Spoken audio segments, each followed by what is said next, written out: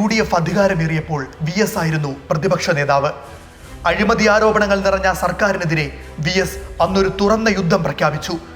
ആദർശധീരമായ ഒറ്റയാൾ പോരാട്ടം ജനങ്ങളുടെ മനസ്സിൽ VSനെ തങ്ങളുടെ രക്ഷകനാക്കി. അവർ ചരിത്രത്തിൽ ആദ്യമായി ഒരു നേതാവിനെ ദൈവത്തെ പോലെ നെഞ്ചിലേറ്റി വണങ്ങാൻ ആരംഭിച്ചു. VS ആൾ ദൈവമായെന്ന വിമർശനം പാർട്ടിയിൽ ഉയർന്നു. മുഖ്യമന്ത്രി സ്ഥാനം നിഷേധിക്കാൻ മാത്രമല്ല, തിരഞ്ഞെടുപ്പിൽ മത്സരിക്കാൻ പോലും ടിക്കറ്റ് നിഷേധിച്ചപ്പോൾ VSനായി ജനം തെരുവിലിറങ്ങി. പാർട്ടി പ്രവർത്തകരെക്കാളേറെ സാധാരണ ജനങ്ങളായിരുന്നു അതിലേറിയ പങ്കും. കലാലയങ്ങളിൽ മുതൽ പാർട്ടി കോട്ടകളിൽ വരെ VSനായി വലിയ ജനകീയ കലാപം അന്ന് അലയടിച്ചു.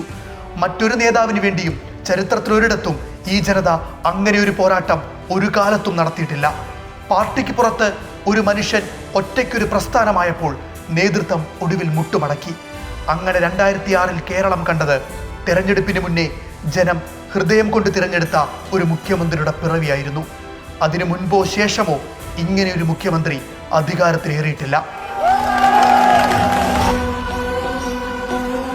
പാർട്ടിയുള്ള ആശയ സമരം ഒരു കാലത്തും ആരും നിരോധിച്ചിട്ടില്ല, നിരോധിച്ചാലും അത് നിൽക്കാൻ പോകുന്നില്ല. CPIM എന്ന കേഡർ പാർട്ടിക്ക് ചരിത്രത്തിൽ ആദ്യമായി ഒരാൾക്ക് വേണ്ടി തീരുമാനം തിരുത്തേണ്ടി വന്നിട്ടുണ്ടെങ്കിൽ അതായിരുന്നു VS. പാർട്ടി അച്ചടക്കത്തിന്റെ വേലിക്കകത്ത് ഒതുങ്ങി നിന്നില്ല, മറിച്ച് കമ്മ്യൂണിസത്തെ ജനാധിപത്യവുമായി വിളക്കി ചേർത്തു VS.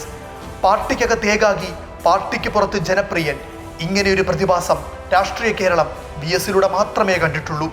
പാർട്ടി പരാജയപ്പെടുത്താൻ ശ്രമിച്ചപ്പോൾ പോലും ജനം അജയ്യനായി അധികാരത്തിലേറ്റിയ നേതാവ്.